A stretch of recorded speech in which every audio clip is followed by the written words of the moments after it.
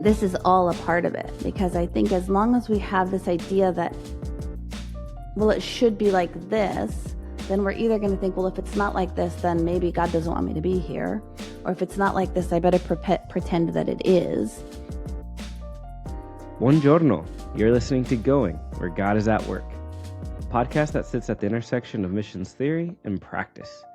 We're walking out our call to ministry in faraway places, and happy to have you join us on the journey. I'm your host, Jesse Pauli, missions leader, serving in Rome, and I'm here with Alessandro Di Leonardo, our church planter in Cisterna di Latina, and Jen Williamson, our missiologist who lives and works in Lyon. In this season, we're exploring discipleship dilemmas, challenges, just taboo topics that we face in the missionary life. So welcome. How are you guys doing today? I'm okay, at least. I didn't sleep amazing. It's that season, small children. I feel like everyone I talk to, that's kind of, all the dads that I talk to, I should say, that's kind of what they're talking about, not sleeping well.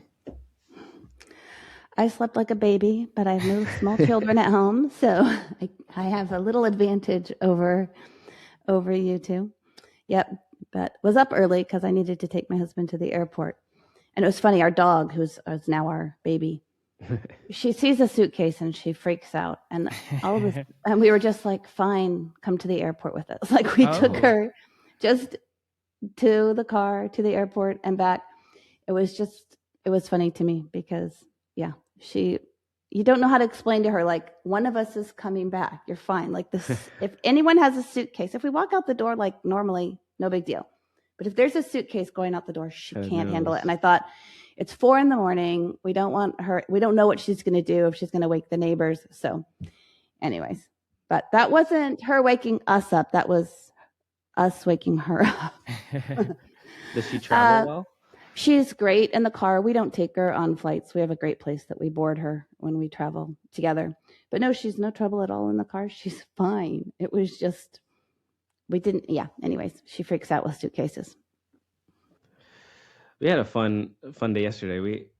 I say that sarcastically because we had no water all day. There's this big pipe that burst somewhere east side of Rome, affecting tons of people. And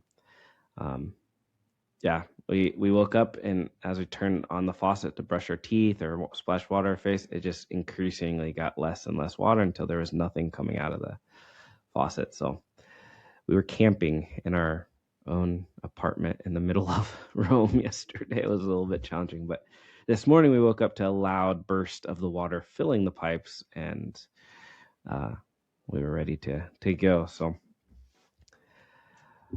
well, great. This is kind of an interesting segue since we are talking about family life. Today we want to look into some of the just difficulties that can arise as we raise families, or we are a family that's living overseas. And there's this idea that that you just pick up and you go and everything's gonna be okay. But the reality is when we move to live in a different country to serve and to be on mission, that brings different challenges. And so I think it would be interesting to kick us off just diving right into what is one family-related challenge that you've faced since you've been on the field, that maybe we can nuance with the idea that it's probably a challenge you wouldn't have faced if you were still back in your hometown or country that you grew up in. Yeah, I think the key word is one of the many, right? Yeah. And so in my case, in our family's case, it's not something necessarily that's like you can only do in the US, but you can't do it here where I'm at in Italy. It's just the matter of fact that in the States, we both had driver's license. And then when I came to live in Italy, I had to redo the whole driver's license in Italian. And I speak the language, but not at a level that I could easily pass. Italians struggle with the driver's license. So, and so that makes it even more difficult for my wife. So the fact that I'm the only one who can drive and all that, is weighed on me versus my wife wanting to also drive. She was driving back in the States, but can't do it here. So it's a huge thing that matters a lot for a lot of things, especially when then you have little children. So. And is it expensive? Because in France, it's really expensive also to go through your driving test, and they flunk you once on principle, so you almost always have to do it twice. Oh no, we don't get the flunking, but it is expensive. It's equivalent to $1,000. Yeah, that's how much it costs here too. You don't have to pay the $1,000 the second time, but anyway, Yeah, we here in Italy, you also have a required amount, no matter how old you are, of actually driving with an instructor before you take the exam and different things like that. That some schools drag that out to increase their pockets. Wow. Yikes. Yeah, that's an interesting one. The idea of just having a car being the one that drives everywhere, because it's kind of similar to the water situation that we had. Like, you don't realize how much something that you take for granted often impacts all the areas of life. And a driver's license is the same thing. Like, to be able to hop in the car and go to the grocery store, or go take a kid to soccer practice or whatever it might be, is always. Yeah, I think for us, similar vein would be the language difficulty. Knowing the language versus my wife having to learn the language. I think we would have done it differently. We thought it was going to make things easier, probably naively so. We thought it was going to make things so much better, but it actually, I think, created many more stresses and challenges. And so I do often look back and think I would have handled that a lot differently, knowing what I know now. And as we lead people that are coming to, so far we haven't had anyone who one of the spouses speaks Italian already, but we have had some situations where a spouse might learn quicker the language than the other, and just really emphasizing on taking time for both spouses to get up to speed, because it changes all the interactions you have with people and those kind of settings, and ability to make friends and connect and all of that.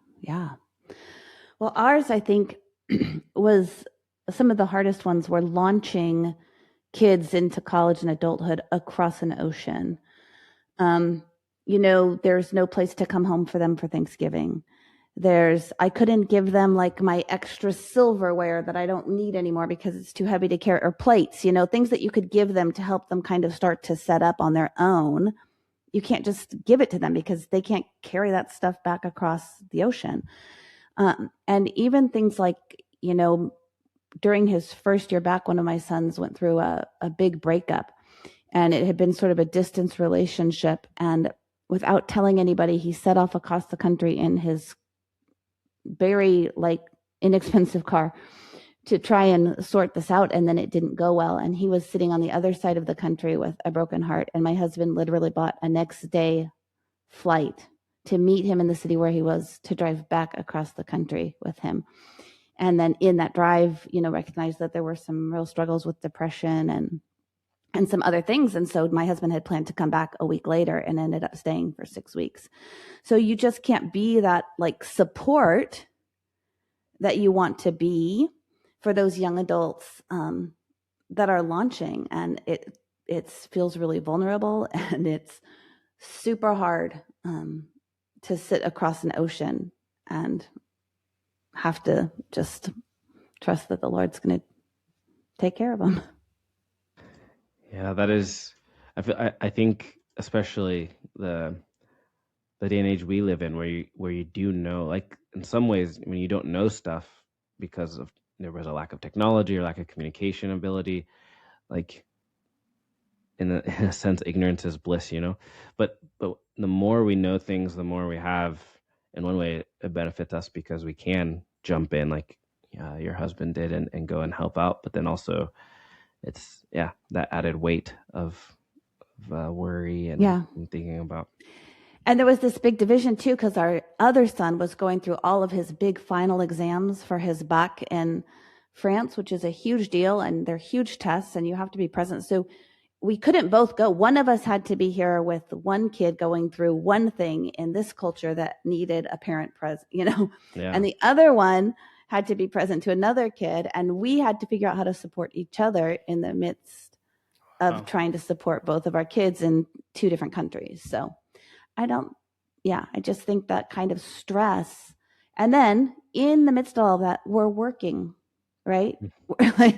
We're trying to do our jobs and keep ministry going, and it's true. There's a lot of moving parts that we keep in the balance as we're living across these, other stresses that we might not have named, but could it be simple things as like just the bureaucracy, having to constantly be in some sort of office to get some sort of paperwork, some sort of document, just to be able to maintain your legal status in a country, So David is, like I said, traveling today to the States, and he's in the process of renewing his tenure card. So you can't apply to renew till you're like 2 months away from it expiring. So, the minute he could apply to renew, he did. It's now been 6 months. He doesn't have the renewal. He had one extension, but he was emailing them on Friday, like, I'm leaving the country and I need to be able to get back in, and my extension is going to expire at the end of the month. And now you need a visa from the US to come into France. So it's not like he could just, in the past, it would be like, oh, he could get in on his US passport and it would be seen as a traveler visa, but they're $90 to get the visa as a US citizen. And so then we're like, and then we didn't even know if we could get one because our address is in France. Wow. So you live through this month. Fortunately, God smiled on us, and the récépissé, they call it, the extension paper, came in yesterday. But even that, I think when he's boarding the flight to come back, he has an expired tenure card. He doesn't have a visa from the US to get into France. And he has this piece of paper that says in French that it's an extension. Mm-hmm. But you always wonder if the airline agent in the US is going to take your word for it. Yeah. No, that is a thing, especially depending on where you're flying out of. Once we were flying out of a small town to come back to Italy, and they were so confused because our documents were all in Italian, and and they were like challenging us on every single thing. It was becoming so frustrating. It's like, I know the language, I know what it says. Like I can show you pictures of my house, I can show you all kinds of things. I say I actually live there and I need to go back home. But these small town, they're not used to handling that much international travel and those kind of things. And even in larger towns, every time I'm returning to France from the US, I can't check in online. They make me go to the agent and they ask, where we don't know where your return flight is, so we can't check you in until we see your return flight. And I'm like, this is my return flight. I live in France. But same thing, I show them my French visa and it's in French. And then so confusing. Man. Wow. Well, these are just some of the things that can come up, but I think, right now we're kind of making light of them. They're bureaucracy things, which is a kind of a common, I feel like it's one of those things that we all talk about and make fun of in the world of missions, wherever you go. I know my brother-in-law and sister-in-law are in a small island in Indonesia, and they often talk about how they start the process, and then when they have to already the next day start the renewal process because they know that it will just take that long for them to get the document, and so they might as well just and I think at one point they started hiring someone to stand in the line for them so that they could keep working, and then that person would just call them and they'd run down to the office when it was finally their time to go to the counter. Just interesting stories like that, but it's those kind of things, I think, that one time here, one time there, they start to like grow, they start to become more and more and more, and they do lead to more, I think, significant problems that we run into and that we face, and it carries a heavy burden on us emotionally. We can start to struggle with what is our identity because you're trying to fit in a new place, but then you have these this internal it's that kind of third culture kid thing too that we talk about. You're trying to develop a new place, a new culture, and so yeah, I just thought it would be interesting to take some time and think about that. What are those kind of struggles that we face when it comes to our identity as we're facing being a family, being married in a whole new culture, um, but then also that separation from our family and from those that we've always known. Yeah, I would say right off the bat, I mean, both you and I, Jesse, we came in to Italy knowing some Italian, but I left when I was 9 years old, Italy, and so coming back, I was a 9-year-old and trapped in a Italian. Italian speaking level, trapped in a 30-year-old body, and so like I felt like a kid, and that does something to your identity. I was married at that time when we came here 5 years, and so you already build up a pattern of how to do things, your identity in marriage and all that stuff, and then coming in here and like not able to do things. They're talking about bureaucracy being hard. Imagine not knowing the language.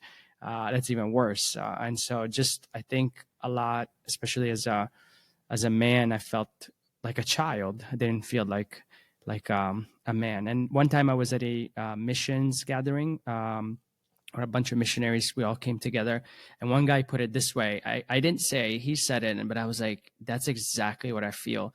He's learning the language, and he was like, I'm learning the language, so every day I feel stupid. And I said, that's exactly how I feel. When I'm struggling, I feel stupid. And so yeah, I think that does a lot, right? Too. You come here, you're supposed to be the expert, or at least that's what a lot of people think, but then you can't put two words together, or you don't understand what they're saying. Oh man, that happened to me yesterday with the water pipe that I was talking about earlier.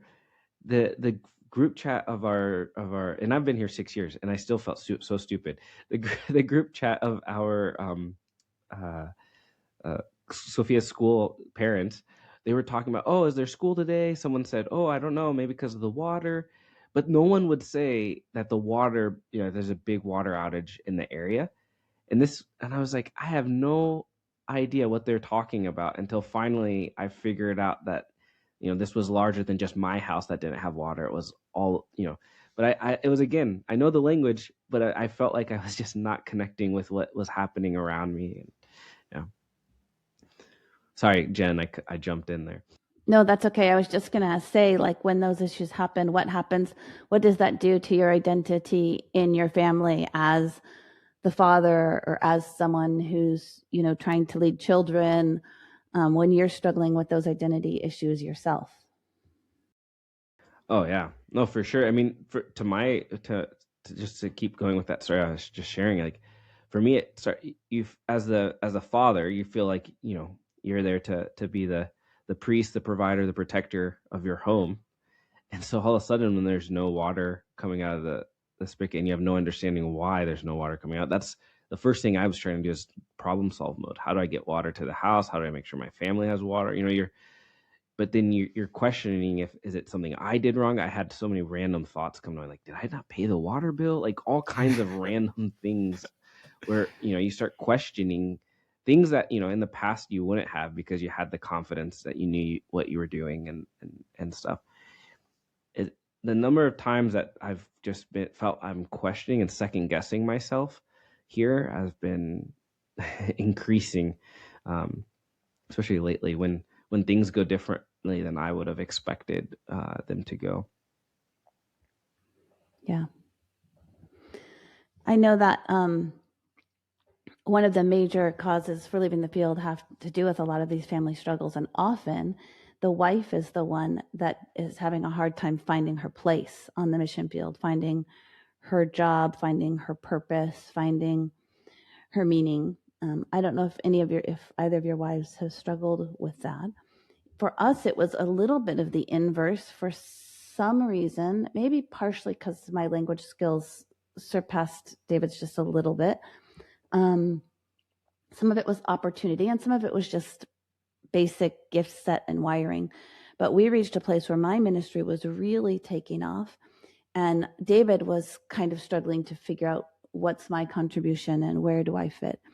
And eventually he made the decision to pivot back to his piloting career, which I think was brilliant and right on. And he is still doing ministry when he's flying. Like it's a really valuable contribution that he's making. But there was that struggle, and it's hard not to compare, I think, between spouses when one has opportunities and the other doesn't, and when one seems to be really finding their stride and hitting their goals and, moving in the places that they feel called to, and the other one is maybe languishing. So that was, in our marriage, something we kind of had to wrestle through.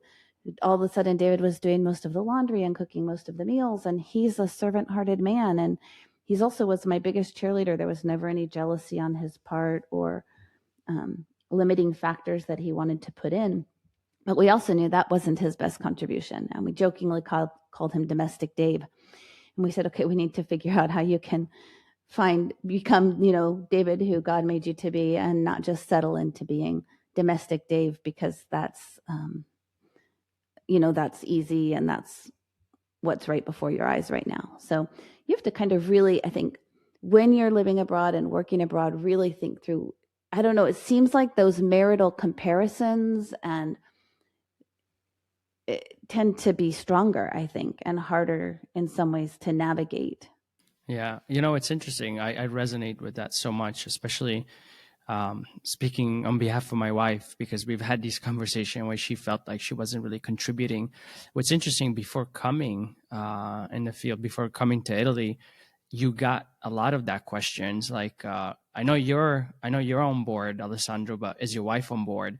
And obviously she was. And so that was a good first question, but they never followed up with the question with like, but what about when you go there and only one of you is doing the work and the other one has to stay home with the kids? Like, no one ever followed up with that. They were just kind of opening up the conversation of, hey, you both have to be on board. Okay, that's true, we are, but we didn't think about the idea of, hey, maybe some of us are going to be in a situation where one is only doing the work and the other one has to stay home. No one brought that up, and I think it would have been very helpful if we could have had that conversation. Yeah, especially because we're limited. Like in the States, if a woman is staying home with the kids, there's usually a Bible study to join in the day, or a play group to be a part of, or ways to, I can start this, or even get a part-time job. Well, sometimes you don't have the right to work in the country. You don't have those opportunities before you. And so your world shrinks so small in compared to what's open to you in your passport country. Yeah. Yeah, I think the other thing too is there's certain demands on the spouses depending on where culture you're in or where you're going, and that can be a challenge. Not because I'm trying to avoid talking about my own personal situation, but more just to bring in another aspect. We have some cousins of ours who went to a Middle Eastern country as global workers. And in America, the wife was very independent, had her own things that she was involved in. The husband had his things. They were, two very Midwestern independent people. And when they moved to this new context, the wife wasn't supposed to have that independency. No other wife, no other woman in that context had that, and that created some real challenges for them. Ultimately, they ended up moving and changing their ministry location. But I think it's something that we don't talk about often. There's expectations that you have as a person, on what your life will be like, and when you go abroad, and those challenges arise, and probably to some degree that is anywhere, even in your own passport country, that you at some point in your marriage have to figure out, okay, who's staying home, or how are we going to do this if we both want to have careers, etc. But we don't often have to face what is the country expectation, what's the cultural expectation of the place where we're going. And I think that's been something interesting to struggle with, and it impacts your ministry too, because if you're in a place where they expect, like for example, here in Europe, I would argue that often it's expected that both spouses are working. 100%. That's what I was going to say.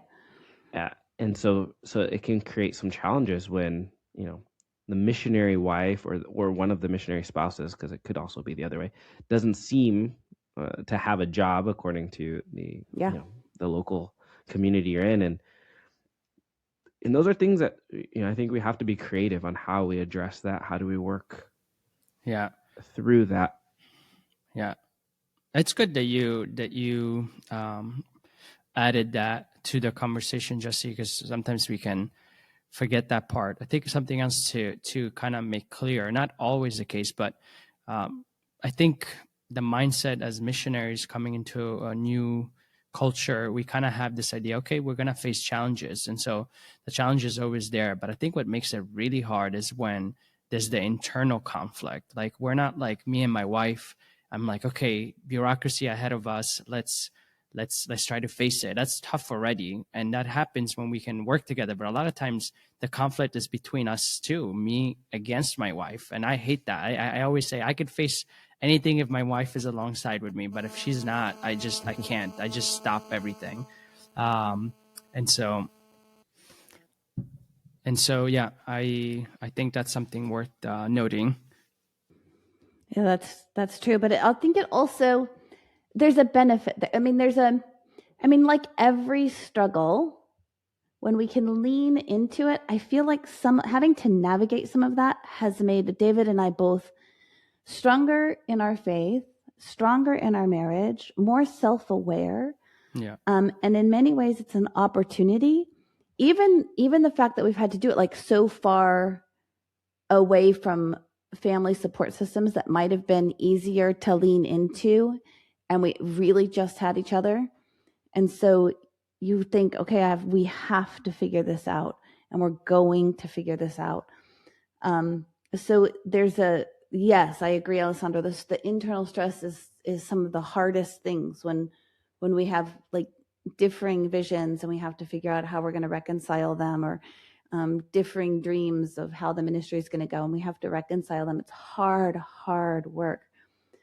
But looking back over those struggles, I see what they've wrought into our marriage, and I can honestly say I'm thankful. Yeah, for sure. I mean, obviously, if you've overcome them, then hopefully led you to maturity, to know better. It's just in it is horrible, especially if you're doing it alone, if you don't have people walking alongside with you. Yeah, I mean, there's something in that one book that talks about like suffering producing some sort of like perseverance or something like that. I don't know. But yeah, I think that's part of it. And also, it takes time for us to see that. And in the midst of that, I think of some of the trials that we've been through in our marriage. In the last 2 years have probably been the hardest times in our marriage. We've been here for 6 years, and the last 2 to 3 years have been the hardest years. And I think there's light at the end of the tunnel. Like, I feel like we're starting to feel like, okay, we're getting through this, and I think our marriage and our family will be better because we faced and faced what we faced. But at the same time, in the midst of that, it's how do we create. How do we stick with it? How do we get through that? You brought up a point, missionary attrition. There's a lot of people that start facing these different challenges internally in their marriage or parenting. I know countless people that have left the mission field, and it usually was something connected with parenting of their children or how they were trying to raise their children.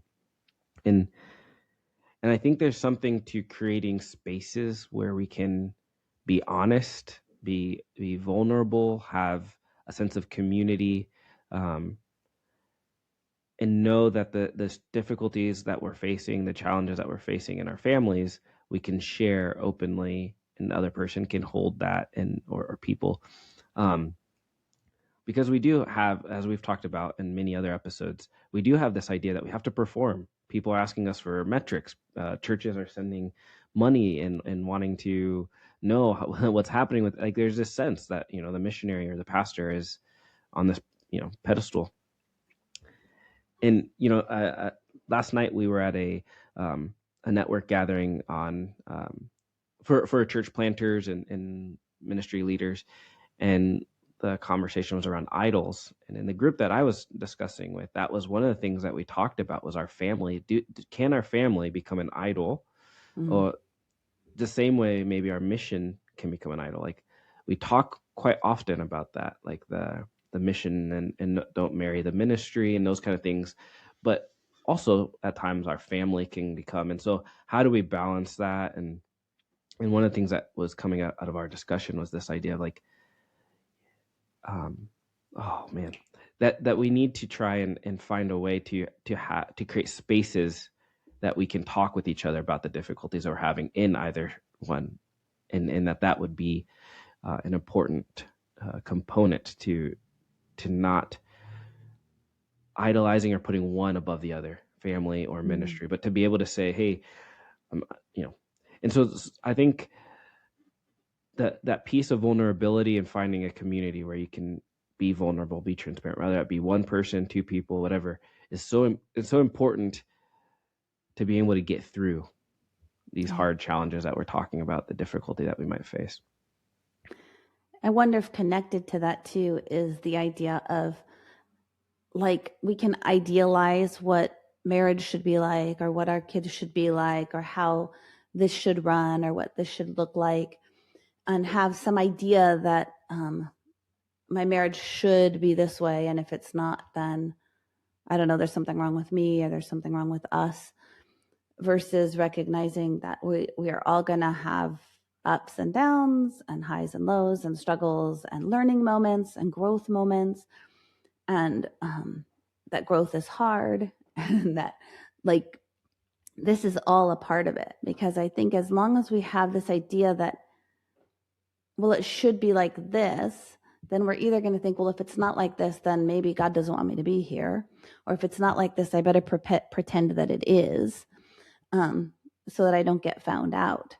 And so finding a way to sort of bring down those barriers to a place of reality and meaning that we're all growing and we're all learning. David and I were just talking this weekend about, we've been married 34 years this year, it will be in August. And we are not the same people we were. And thank God. But each time one of us changes, that requires actually something of the other too, to change. And that's like an ongoing work. And once we kind of let go of what he should be or what I should be, and came as we were and said, look, my desire is to be made more like Jesus every day. And the reality is, this is where I'm struggling right now. Then we had permission to grow in that space. And to call each other up to better things in very loving and accepting ways. Yeah. And I think what you're describing is that internal work that happens, that we do internally with Jesus, but then also what we do with our spouse or our family dynamic.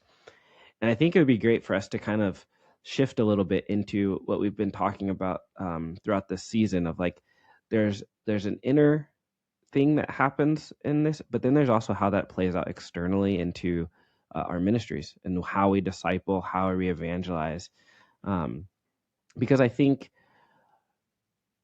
I'll speak for myself. Sometimes I've looked to leaders, pastors, and thought they have it all together. Like, that's the goal. Like, I have to have everything together like they do. I have to be able to, be at all the functions because they're at all the functions, or whatever could be that the comparison that you make from afar.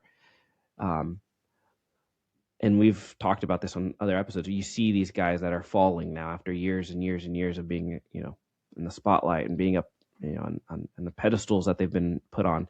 And I just wonder how practicing a level of transparency and vulnerability in our discipleship, in our evangelism, regarding even these kind of things, might impact and change a culture of the church going forward. I mean, I think in one level, if it works for us, then it can work for the people we're discipling. So, in our case, when we're vulnerable, we're talking to one another, not comparing, but rather just to know, oh, you're also going through this. And then having the opportunity to lead others in that same path where, just the other day I was talking to somebody and he's like, it seems like you guys have it all together. And I said, it looks like it. We have it all together, but there's a lot that's not together, and we are working through it. And so to this person, it was very freeing to know that it's common to have issues in a marriage, and then you have to, in Christ, try to work it out. And so sometimes just simply being what works for you is gonna work for the others if it's obviously grounded in Scripture. So. That's one step to realizing why it's important to be open on one side and then be open in your discipleship as well. Struggles just make us relatable, right? Because everyone has them. And also, I found it's an opportunity. One of the things that, I don't know if this is true in your culture, but in our culture, something beautiful happens when you need help. When I need help from a national versus me coming saying, I have the gospel, let me tell you about Jesus, always being the one who wants to bring something and who wants to serve and who wants to be the one giving. When I say, look, I really don't understand this form, or can you help me with my, navigate this? When I bring in some of those struggles that I'm having, I'm opening myself up to people, and it does build some sort of trust and rapport that opens them up to sharing on deeper levels and with other things as well. So I think there's something to allowing ourselves to be needy in the culture that can open up opportunities for the gospel. Yeah, when we share, like, we talked about this in our first season when we talked about, heavily on doing missions with, and when we share that the ups and downs that we face and we ask others to help out, that goes a long way to ministering to them. And I think, at least for me, I know I've struggled with the idea of, like, if I'm discipling someone, then I have to be the strong one always, and I can't ever lean on them for help. I have to always be there to help them and be that strong person, to help their whatever their needs are, and then I need to go somewhere else to find help from someone. And that's been something that more recently, there's a situation where Monica, my wife, was sick, and it was getting kind of scary. We thought maybe we need to take her to the hospital because we weren't quite sure what to do. It was late at night, and our first people that we turned to weren't available, and so we were like, should we reach out to this neighbor that we know? Like, it ended up being not a big deal, and we didn't need to, but I just remember that hit me, or inside I was really hesitant to reach out to the neighbor to ask for this help. And then I saw the neighbor like a day or two later, and they said, oh, how's it going? I was like, oh, it's going well. It's like, it's just a little tricky. The kids have been sick, and my wife had gotten sick, and she was like, well, if you ever need someone to be with the kids or help out, like, we would love to help. And I was just like, oh, see, that was just kind of like, a reminder from the Lord, like, it's good to lean on the people that are next door to you, and you never know how God will use those opportunities. And especially when it comes to family issues, like, everybody gets that. If I ask for a prayer for my aging parents, people get that. They have parents. They, Yeah. If my kids are going through something and it's breaking my heart, people have kids. They get that. So it really does make us relatable in ways, This is a really silly story, and I don't know why I'm feeling so compelled to share it, but I guess it has to do with vulnerability. But my church, on the first Sunday of every month, they celebrate everyone who has a birthday that month. So my birthday's this month. And you go up to the front and you say the date, and you can say your age. Of course, the kids love to say, I'm going to be 9 and whatever. But usually men will sometimes say their age, and women won't say their age.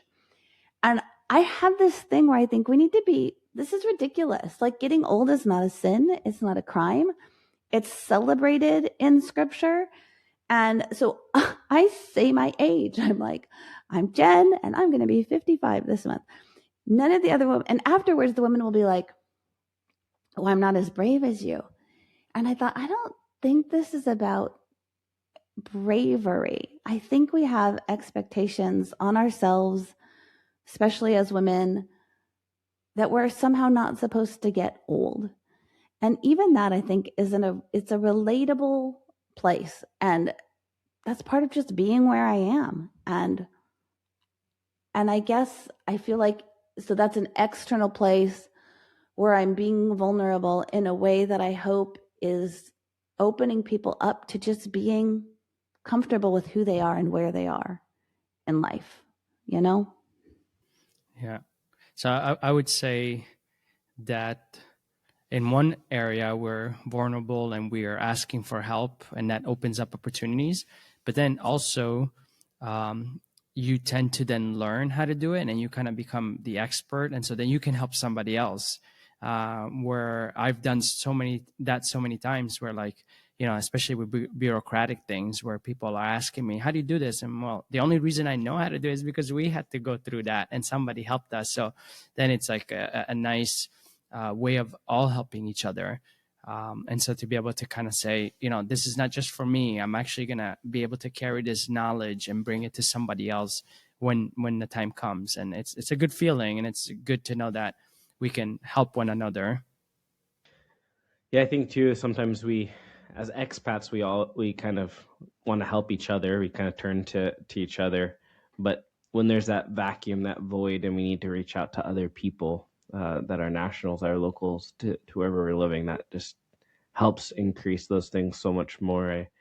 We've experienced that with some of our teammates.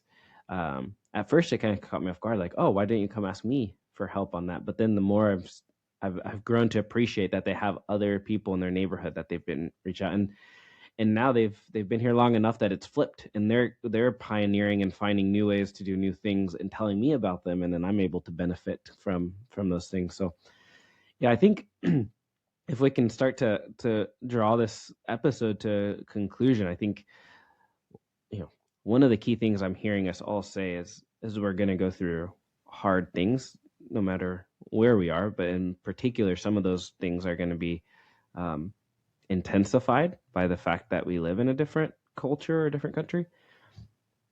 But the theme that I keep hearing over and over again is the importance of community and being able to share what you're going through within community, which is hard when we feel isolated. I mean, most of us, well, not, I don't want to speak for everyone. So a lot of missionaries are going to places where there are not very many churches, very many believers. You often talk about being under 2% as unreached, and kind of going to those places, and so that increases our sense of isolation, maybe from community. And so I think that would be a common theme, and an encouragement I would give people: start praying.